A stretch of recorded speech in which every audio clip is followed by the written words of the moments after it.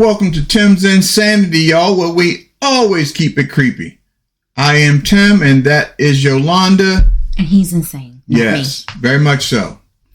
So, just the other night, we ended up going to Hera's Nightmare Summer Screams. And it was a lot of screaming going on, y'all. And what a great time to put on a haunt. Memorial Day weekend. Another off-season haunt. Thank you, Hera's. Indeed. And I have to say, it's been, with these off-season haunts, they are rolling out almost monthly. And it's a lovely thing. And this one in particular was, how can I put this? This was like Wonka Land run by the zombies. Yeah, I'm telling you, it was instead of Oompa Loompas, it was Oompa Zombies. Oh, that's crazy. Yeah. It was like Crazy Candyland meets Willy Wonka gone mad. It kind of started. We got to greet the mayor. Well, we got greeted by the mayor, which was pretty cool. And then they kind of talked. They wanted to make sure you didn't have any candy allergies and that kind of thing. Creepy. Wonder why that is. We come in. We saw a really cool pumpkin scene that I just thought was really cool. You really had to stop and look at it for a bit because there was a lot going on with the pumpkin. So wait, stop. Okay, so just to kind of set it up, all three of their attractions were open. Remember, Harrah's is in a mall. You get inside of these attractions, you totally forget you're in a mall. It's true. All three of them consistently themed. And continue. Thank you. When you went in, you got welcomed. It was pretty neat.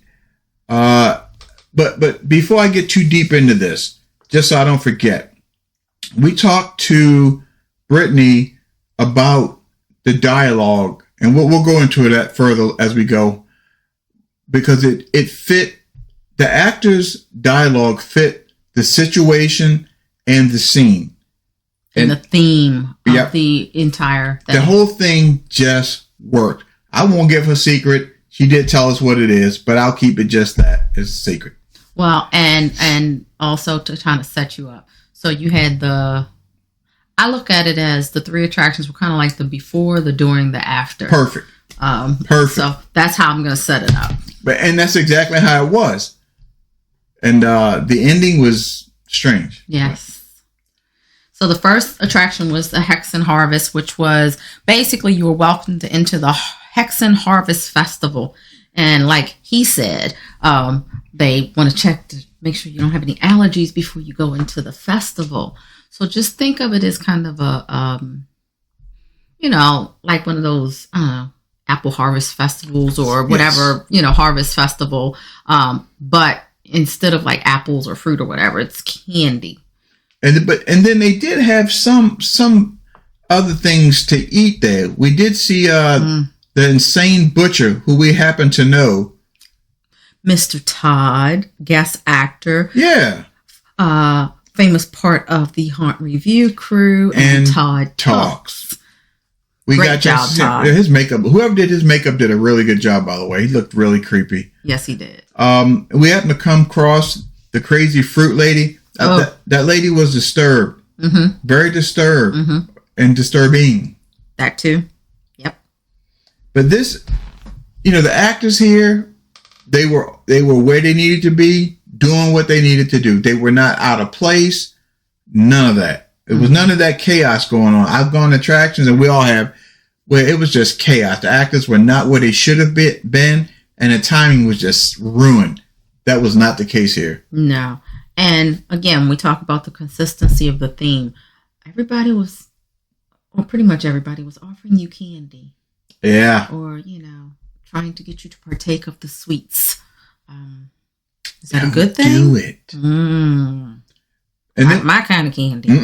We ended up coming across a really, really well done swamp scene. Yes. The swamp was, sometimes you can see straight down through the swamps. This one was not that. The swamp was high, done well, and there were scary people hiding in and around the swamp, and you did not see them, but they saw you. Yeah. you have to really get just the right combination of light and fog to get an ideal swamp scene. And this was, again, very well done. I agree. Again, how do you do that inside of a mall? I mean, you just have to have you have to have the walls in the right place. You have to have things, your ventilation system and all of that set up just right. So, I mean, hats off for that. There's a lot of tech. There's a lot of tech stuff that goes on to make this all work, and we're going to get a video done just covering that, because I think that's a science in and of itself. I mean, you think about when you make a movie, for example, the same type of tech they use in scary movies is what they're using at these attractions today. So really, it's not the old days. Yeah, there's a lot more going on than that. And as usual with Hera's, you were constantly looking around trying to figure out where a live actor was going to be versus something that looked like it could be live, but it wasn't, or was it animatronic? Yeah. So again, they have a great way of setting up so that you're trying to figure things out. And one of the cool things is the smells. Some of the, when you come through, it just smells like rotten flesh. And you hit the scene, you be like, ugh. And the smell, that rotten flesh smell will hit you. It just makes it great, I think. Yeah, not the smell-o-vision I wanted. Ugh. Nah. But we went through there. That was a lot of fun. And, at the end, here they are. They're giving you lollipops as you exit the haunt. You're like, oh, cool, a lollipop. And you come out and the staff is looking at you like, you might not want to eat that, or you might want to put that away because you're going to go into the Sweet Tooth Factory. Yep. And the factory was really, I think, one of my favorites. It was so well done, and each scene played on the next. Mm-hmm. Which, again, consistency here. And this is what Hera's is known for. And the candy might bite back. I think it bit somebody. It definitely bit somebody. And one of the things that we always compliment Hera's on is how they don't have to completely demolish their seasonal sets and redo everything for their off-season. Yep. They have a great way of just putting the right props in the right places and doing the costumes and makeup to fit the theme, and it just works. It flows. It does. And some of these actors, the makeup is done so well, and then of course working with the lighting.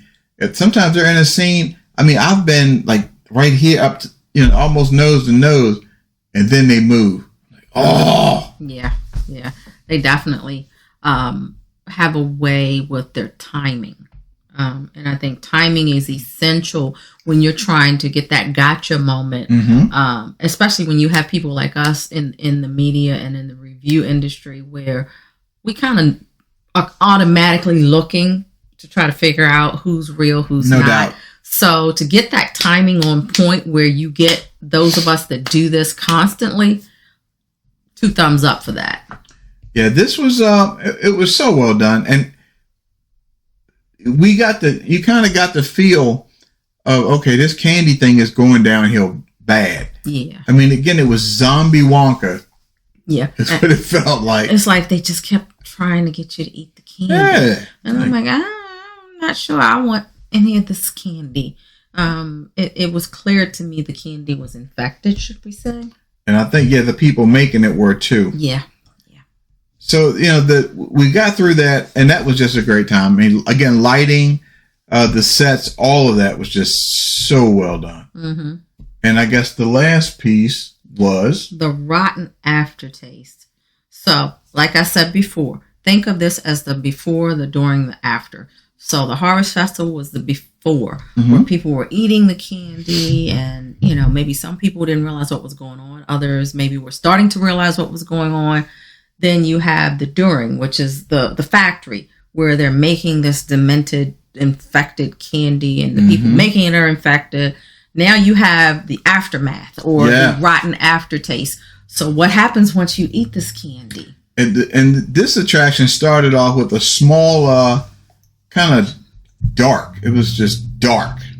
Oh my gosh. Again, how do you get it that dark, like blackout dark in a mall? Because you're coming through, you can't see, you're feeling around.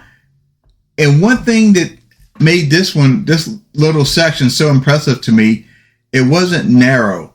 No. Some blackouts are very narrow. Mm-hmm. This was wide. So you really had to kind of find your way, which made it that much better. I mean, the effect just hit that harder. Yeah, that much harder. More disorientating is what it was. It was so nice to find some light. You're like, is there a wall? Is there somewhere? Am I going to walk into something?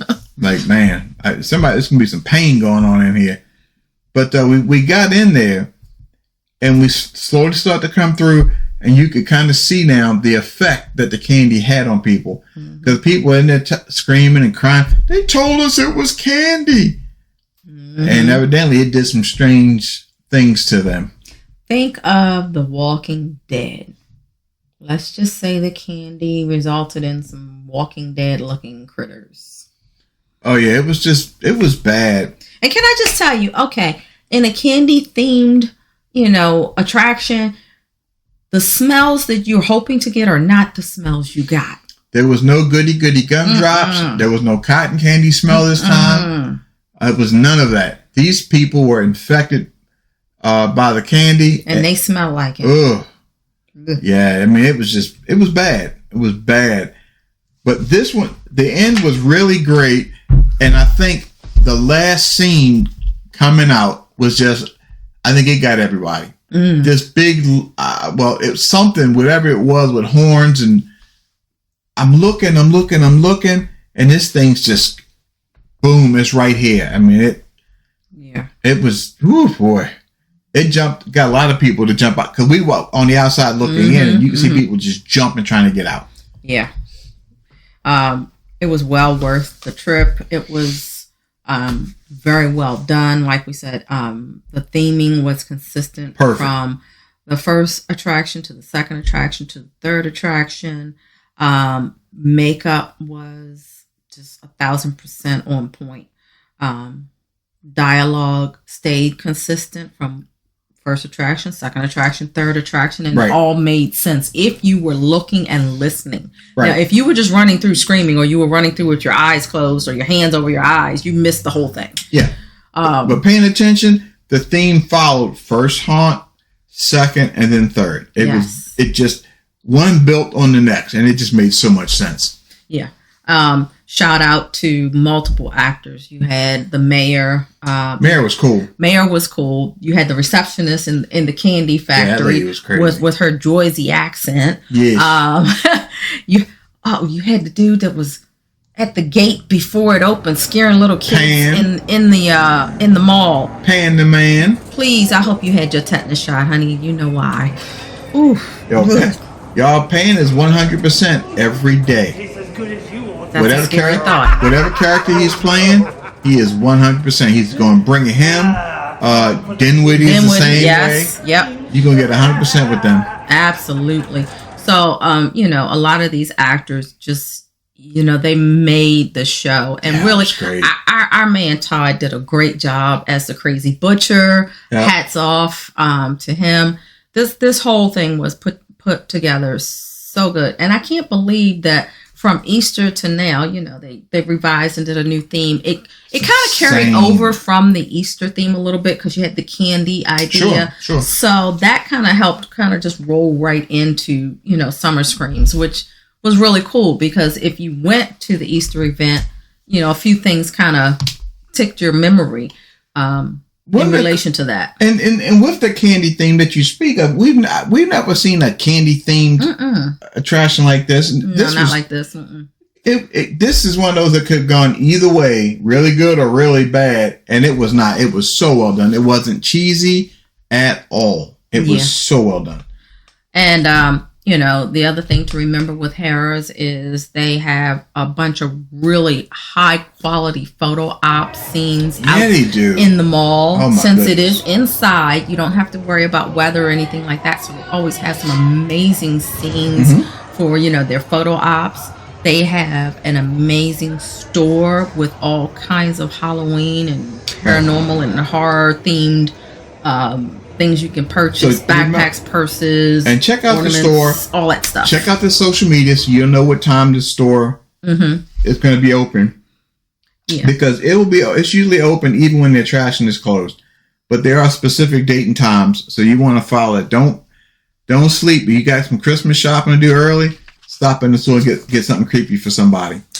And we just want to give a shout out. This was like it reminded us of a family reunion of the Halloween and horror world. Yeah, just like the last show. It was really crazy. Just like Easter.